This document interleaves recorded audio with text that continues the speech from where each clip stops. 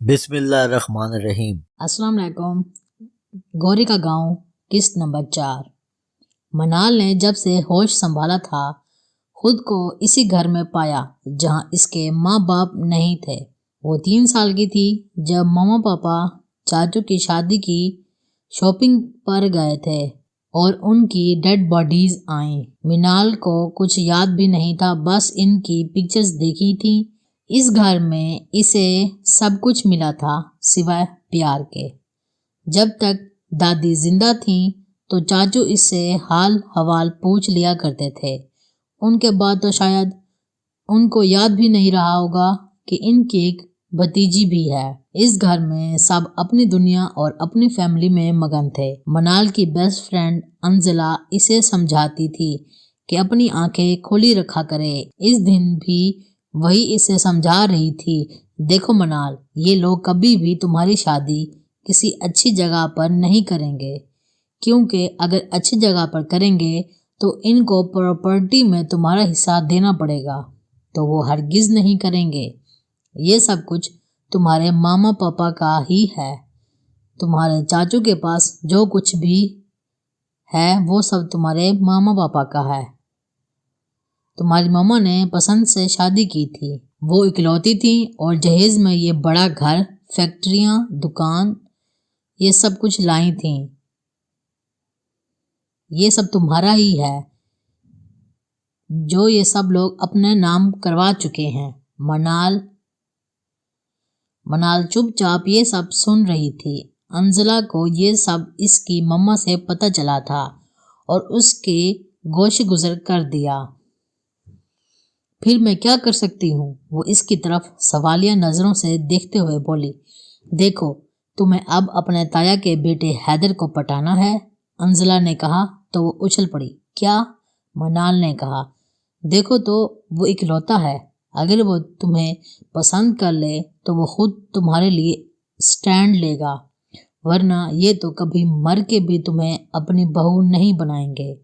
میں لکھ کر دیتی ہوں، یہ کسی بڈھے سے تمہاری شادی کر دیں گے، انزلہ نے کہا۔ نہیں، منال نے اپنے کانوں پر ہاتھ رکھ لیا۔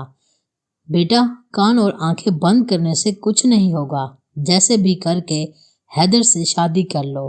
اور یہی آخری لائن اس کی کزن نے سنی اور حیدر کی امی کے گوشے گزر کر دی، جس کے نتیجے میں آج وہ یہاں تھی۔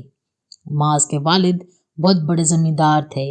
انہوں نے معاذ کی والدہ شہر بانو سے پسند کی شادی کی تھی۔ شہر بانو کی منگنی بچپن میں منال کے پاپا عادل شاہ کے ساتھ طے تھی، لیکن قسمت کو کچھ اور ہی منظور تھا۔ شاہ میر خان کو شہر بانو پسند آ گئی اور وہ دونوں ایک دوسرے کو دل دے بیٹھے۔ جب ایک جاگیردار کا رشتہ آیا تو سب خوشی سے کھل اٹھے۔ بچپن کی منگنی کسے یاد آنی تھی، چٹ منگنی پٹ بیاہ ہو گیا۔ ادھر عادل شاہ جو یونیورسٹی میں سائرہ سلطان کی زلفوں کا اسیر ہو گیا تھا، اس کی منگنی سے جان چھوٹنے پر خوش تھا۔ سائرہ کے پاپا نے بھی ایک شرط رکھی تھی کہ وہ گھر داماد ہوگا۔ یہ شرط بھی عادل شاہ نے قبول کر لی تھی۔ ان کی شادی کے چند ماہ بعد سائرہ کے پاپا فوت ہو گئے اور سائرہ کا کوئی میکہ نہیں تھا، ماں باپ پہلے ہی چل بسے تھے۔ سائرہ نے عادل شاہ سے کہا تھا کہ ان کے بھائیوں کو بھی شہر بلا لیں تاکہ سب بھائی ساتھ رہ سکیں، لیکن عادل شاہ اور سائرہ اتنی ہی عمر لکھوا کر لائے تھے۔ 3 سال کی منال کو چھوڑ کر خالق حقیقی سے جا ملے۔ حلیمہ خاتون معاذ کے ساتھ کراچی آئی تھیں بیٹی ناز کے گھر۔ وہیں ان کی ملاقات ہاسٹل میں منال کی چچی سے ہوئی۔ چچی نے حلیمہ خاتون کو دعوت دی اور معاذ کو اپنا نمبر اور ایڈریس بھی دیا تھا۔ حلیمہ وہاں گئی تو باتوں باتوں میں چچی نے ان سے منال کے رشتے کا ذکر کیا معاذ کے لیے۔ حلیمہ خاتون سوچ میں پڑ گئیں۔ واپسی پر خالہ نے ناز باجی سے ذکر کیا تو وہ بولی، امی، منال اسی عورت کی بیٹی ہے، معاذ اس سے شادی کیسے کر سکتا ہے؟ اس سے جس کی ماں نے اس کی ماں کا حق مارا تھا؟ وہ حیرت سے پوچھ رہی تھی۔ ناز، تمہیں گڑے مردے اکھاڑنے کی ضرورت نہیں ہے، میں خود منع کر دوں گی، حلیمہ نے ہاتھ سے روکتے ہوئے سمجھایا۔ امی وہ لوگ ایسا سوچ بھی کیسے سکتے ہیں؟ یاد نہیں ہے؟ منال کی امی کی وجہ سے شہر بانو خالہ کا رشتہ ٹوٹ گیا تھا۔ ناز سخت خفا تھی۔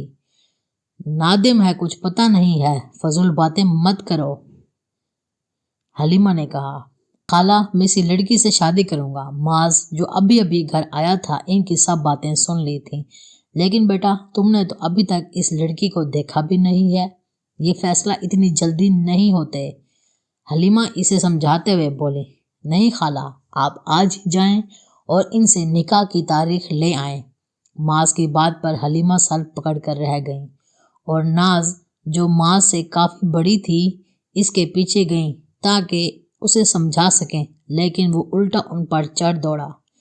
ناز باجی آپ مجھے سب بتائیں کیا ہوا تھا امی کے ساتھ؟ اور ناز نے جو ادھر ادھر سے سنا تھا سب معاذ کو سنا دیا۔ معاذ نے اپنی ماں کو نہیں دیکھا تھا، وہ اس کی پیدائش کے وقت کمزور ہو گئی تھیں اور ایک ہفتے کے اندر ہی چل بسیں۔ شامیر خان نے دوسری شادی نہیں کی تھی کیونکہ انہیں شہر بانو سے بے حد محبت تھی اور چند سال پہلے وہ بھی اللہ کو پیارے ہو گئے۔ معاذ اکیلا رہ گیا تھا۔ پھر حلیمہ خالہ کا گھر قریب تھا، وہ ہر طرح سے معاذ کا خیال رکھتی تھی اور جب وہ شادی کرنا چاہ رہا تھا تو حلیمہ بھی خوش ہو گئی تھیں کہ اب وہ اکیلا نہیں رہے گا، لیکن وہ بے خبر تھیں کہ ناز کی سنی سنائی باتوں کی وجہ سے معاذ کے دل میں منال کے خلاف اعلانی جنگ ہو چکی تھی۔ پیچھے سے آتے معاذ نے منال کی ساری باتیں سن لی تھیں۔ اسے یوں اچانک آتا دیکھ کر منال کنفیوز بھی ہوئی اور شرمندہ بھی۔ یہ جن اچانک کہاں سے برآمد ہو گیا؟ منال کو دل ہی دل میں غصہ آیا۔ معاذ بنا کچھ کہے کمرے میں گھس گیا۔ سب کے جانے کے بعد دیر تک منال باہر ہی بیٹھی رہی۔ جو کچھ معاذ نے سن لیا تھا اس کے بعد منال میں ہمت نہیں ہو رہی تھی اس کا سامنا کرنے کی۔ سارا دن وہ اس سے نظریں چراتی رہی، پھر رات کو چھپرے میں دونوں آگ جلا کر بیٹھے رہے، لیکن دونوں کے مابین ہمیشہ کی طرح خاموشی تھی۔ معاذ جو موبائل میں جھکا ہوا تھا تو سر ہی نہیں اٹھایا تھا کب سے۔ منال نے بھی موبائل اٹھا لیا۔ معاذ نے نیٹ چلانے کے لیے ڈیوائس رکھی ہوئی تھی اور اس میں مہینے کا انٹرنیٹ کا پیکج کرواتا تھا۔ 4G کے سگنلز یہاں اچھے آتے تھے۔ منال سوچتی تھی کہ یہاں رہنے والوں نے رہنے کا سارا بندوبست کیا ہوا تھا، اس لیے انہیں شہر جانے کی ضرورت محسوس نہیں ہوتی۔ جو افورڈ کر سکتے تھے شہر میں رہنا وہ رہ رہے تھے، باقی بھی کچھ گھرانے ایسے تھے جو افورڈ کر سکتے تھے لیکن ان کو گاؤں سے ایسی محبت تھی وہ گاؤں میں رہنے کو ہی ترجیح دیتے تھے، جیسے کہ معاذ نے یہاں ہر سسٹم بنا رکھا تھا شہر جیسا۔ بجلی نہ ہونے کے باوجود رات کو سارا گھر سولر بلب سے روشن ہی رہتا تھا، پانی کی موٹر بھی سولر کے ساتھ تھی، AC بھی سولر کا، اور گھر اتنا خوبصورت تھا کہ سکون ملتا تھا یہاں بیٹھ کر۔ میں سونے جا رہا ہوں، تم بھی اندر آ جاؤ، رات دیر تک باہر نہ بیٹھا کرو، ویسے بھی دشمنیاں چل رہی ہیں گاؤں میں، معاذ روبدار آواز میں کہتا ہوا کمرے میں چلا گیا۔ رات کو چھپرے میں آگ جلاؤ تو بہت اچھا محسوس ہوتا تھا، سردی بھی نہیں لگتی تھی اور مزہ بھی آتا تھا۔ منال دیر تک بیٹھنا چاہتی تھی لیکن معاذ نے حکم صادر کیا تو بس وہ مریل قدم اٹھاتے ہوئے کمرے تک آئی اور کمبل میں غروب ہو گئی جیسے چاند بادل میں چھپ جاتا ہے۔ معاذ نے لائٹ آف کی۔ تھوڑی دیر بعد معاذ نے پکارا، منال۔ معاذ کی آواز سن کر منال کے کان کھڑے ہو گئے۔ یہ جن آج اتنے پیار سے کیوں پکار رہا ہے؟ منال کا دل زوروں سے دھڑکنے لگا۔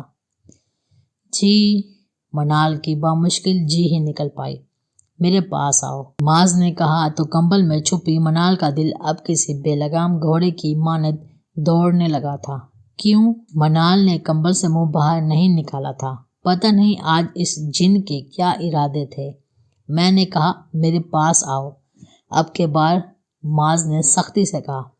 میں نہیں آ سکتی، منال نے کمبل کے اندر سے آواز لگائی۔ 1 منٹ میں تم نہیں آئی تو میں خود وہاں آ کر तुम को उठा कर ले आऊँगा, माज ने कहा। तो मनाल एक झटके से उठी। कमरे की लाइट ऑफ थी। एक छोटी सी टॉर्च जल रही थी जिसकी रोशनी मध्यम थी। मनाल के पाँव कांप रहे थे। वो माज के सामने आकर खड़ी हुई। कोई काम है? मनाल ने अपनी आगे आने वाली लिटों को कान के पीछे करते हुए पूछा। जाहिर सी बात है, काम है तो पास बुलाया है, माज ने कहा। तो मनाल को लगा इसका दिल पसलियां तोड़कर बाहर आ जाएगा। जी बोलें, क्या काम है? मनाल ने कहा। और पास आओ तो बताऊं, माज ने कहा। मनाल थोड़ा और बेड के करीब हुई। जी बोलें, मनाल ने शर्माते हुए कहा। मेरे पाँव दबाओ, माज ने कहा। क्या? मनाल के सपनों का महल जमीन बोस हो गया एकदम से।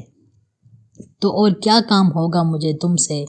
सारा दिन आज डेरे पर दोस्तों के साथ फुटबॉल का मैच खेला है और पैर दुख रहे हैं। जब तक मैं सो नहीं जाता तुम तब तक मेरे पाँव दबाओ, माज ने अपने अंदर की हंसी को बामुश्किल कंट्रोल करते हुए कहा। मनाल उल्लू की तरह कुछ देर उसे तकती रही, फिर उसके पाँव के करीब बैठकर पाँव दबाने लगी। आधा नहीं पूरा कमीना है ये शख्स। उसके पाँव दबाते हुए मनाल ने दिल में उसे अलकबात से नवाजा। बड़ी आई मैडम, मोहब्बत का ढिंडोरा पीटने वाली। अब यही सज़ा है इसकी, माज ने भी दिल में कहा। मनाल उसके पाँव दबाते दबाते थक गई। मजाल है जो सोने के आसार ही नुमाया हों इस जिन की शक्ल पर। मनाल को अब रोना आ रहा था और माज को उसकी शक्ल देखकर हंसी। माज तो नहीं सोया, अलबत्ता उसके पाँव दबाती दबाती मनाल ही सो गई बेड के किनारे। हमारी कहानी ख़त्म होती है। फिर मिलेंगे अगले एपिसोड के साथ। अल्लाह हाफिज़। दोस्तों, अगर आपको हमारी ये आज की कहानी पसंद आई है तो लाइक और कमेंट करना बिल्कुल मत भूलिएगा। और अगर आप ऐसी मज़ीद कहानियाँ सुनना चाहते हैं तो हमारे चैनल को सब्सक्राइब करके बेल आइकॉन पर प्रेस करना बिल्कुल मत भूलिएगा।